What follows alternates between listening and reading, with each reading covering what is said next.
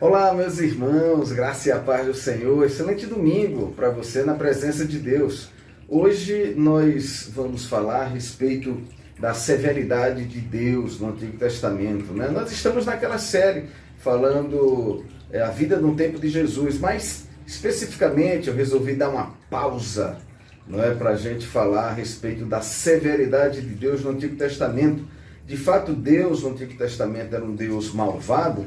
Por que eu resolvi trazer isso à tona? Porque várias pessoas me perguntaram essa semana a respeito de um Deus severo no Antigo Testamento. A grande questão é que muitos levantam essa severidade de Deus que parece um pouco exagerada, né? E aí o pessoal entra em confusão. Nós podemos citar como exemplo aquela palavra de Números 16, 31 a 33, quando Deus fez a terra se abrir, não é?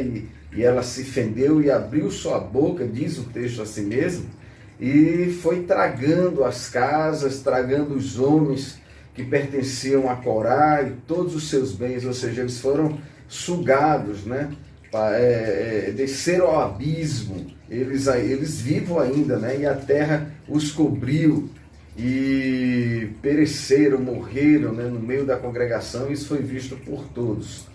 Irmãos, quando nós lemos um texto como esse, a gente logo percebe e diz, né, Deus foi um Deus muito severo, não foi? É um Deus que chegou de repente, abriu a terra e tragou famílias, tragou casas, né? A família de Corá, Datã, Abirão, todos foram tragados para dentro da terra vivos. E por que isso aconteceu? Por conta do pecado deles. Então Deus é um Deus que chega nessa justiça, né? Levando todos e acabando com tudo. Por que isso? Porque eles se levantaram contra Moisés. E se levantaram contra Moisés, levantaram também contra Deus, porque Moisés estava representando Deus quando tirou o povo do Egito, né, para levar para a terra prometida. Mas, de fato, Deus é um Deus severo mesmo? Deus é esse Deus que não tem compaixão no Antigo Testamento? Vamos analisar isso, meus irmãos, porque, veja só, Deus liberta um povo escravo do Egito, Deus leva eles pelo meio do deserto, vai libertando todos os israelitas. E ali no meio daquele povo, a gente pensa assim, não era o povo de Deus, né? Então se era o povo de Deus, era tudo bonzinho. Não, ali tinha gente de todo tipo, ali tinha gente boa e tinha gente ruim também, ali tinha gente que fazia o que era bom e fazia justiça, mas tinha criminosos, pessoas de má índole. Por que eu digo isso? Porque se não fosse assim, não era necessário Deus trazer leis, né? E trouxe leis severas contra pecados terríveis. Então, à medida que o povo ia pecando e o pecado era terrível, porque tinha gente ruim, Deus então preparou Moisés para escrever, não é? O próprio Deus com o dedo dele as leis para mostrar para o povo. Se o povo fosse bonzinho, não precisava fazer leis.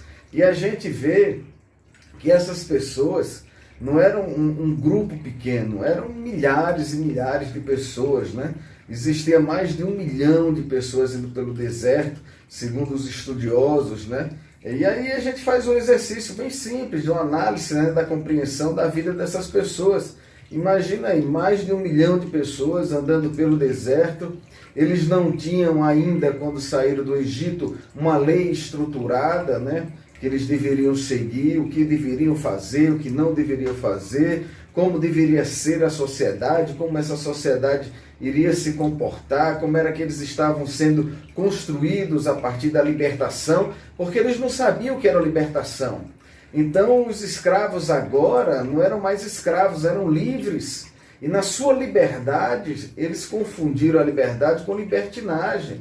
Então era muito compreensível que demorasse um tempo para que eles pudessem se comportar mesmo, em vez de escravos, como pessoas livres. Mas o povo ainda não tinha um sistema de proteção organizado, social. O povo ainda não tinha, por exemplo, polícia. O povo não tinha um sistema judiciário, não tinha prisões. não tinha esquema de aplicação e punição das infrações. Então, como era que iam manter a ordem, não é, saindo do deserto? Então, a gente começa a perceber, a ver que esse povo vivia num caos. E por viver num caos, seria necessário, então, fazer leis para que eles pudessem se comportar de acordo com as leis.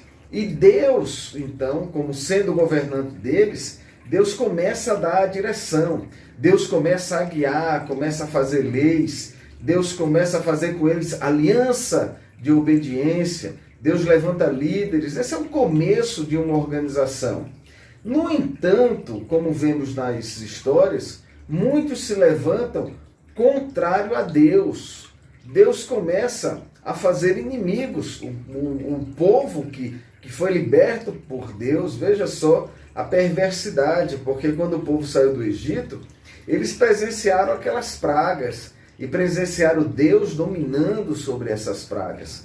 E o que a gente vê era um povo desorganizado que não estava querendo seguir nem sequer as leis de Deus. Então muitos começaram a se entregar aos pecados hediondos, né?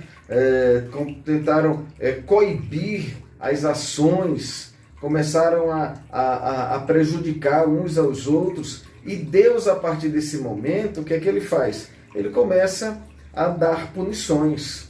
E ele começa a dar punições que é para poder dar exemplo.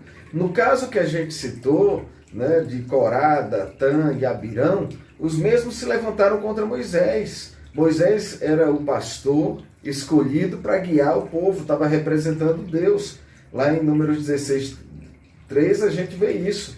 Então, existia no meio daquele povo uma resistência não legítima que ia contra os desígnios de Deus.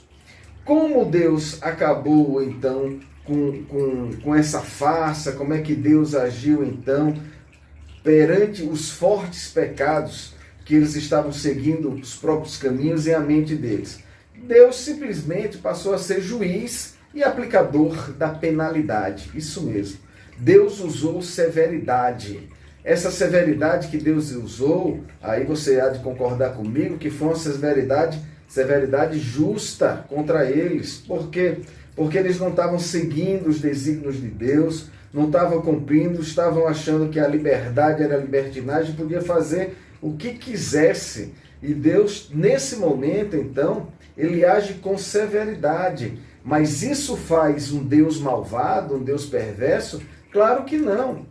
Era uma forma de Deus resolver essa questão. Como é que Deus ia resolver essa questão e como era que Deus ia manter a ordem? Exatamente fazendo isso, mostrando ao povo que Deus era Deus e ele usa a severidade em momentos necessários. Não é porque é um Deus perverso, eu não estou fazendo nada, deixa eu fazer uma maldade aqui com esse povo. Não, a questão exigia uma ação de Deus. Deus precisava dar exemplo àquele povo, Deus precisava educar, Deus precisava punir aquele povo, né, que era desviado, perverso, para poder mostrar ao povo que o Deus que estava guiando eles era um Deus que estava governando.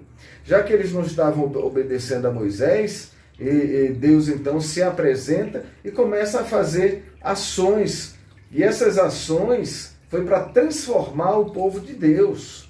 Ações para dizer assim, olha, eu estou mostrando para vocês que de fato tem que haver uma transformação, porque se vocês não se transformarem, se vocês não seguirem as leis, olha o que é que eu vou fazer com vocês. E eles viram, né, esse ato de Deus e viu que Deus era um Deus também de justiça e não um Deus de injustiça. Por isso, é necessário a gente avaliar o contexto de forma ampla, de forma correta. Não é simplesmente dizer, puxa vida, Deus fez guerra, né? Deus levou cativo, Deus abriu a terra e tragou essas famílias. Não, nós temos um Deus, sim, um Deus de justiça, mas ele não é um Deus perverso. Ele é um Deus severo, e é um Deus severo para aplicar punições. Irmãos, é muito simples a gente ver isso. No Antigo Testamento, quando Deus faz isso, é muito simples. Veja só, você que é pai, você que é mãe, ou mesmo você que é filho, como é que o pai começa a orientar? Ensinando ao filho que não deve fazer. Há momentos na vida do crescimento do filho que o filho precisa ser disciplinado, porque há momentos de rebeldia do filho, chega até filhos pequenos agredindo pais.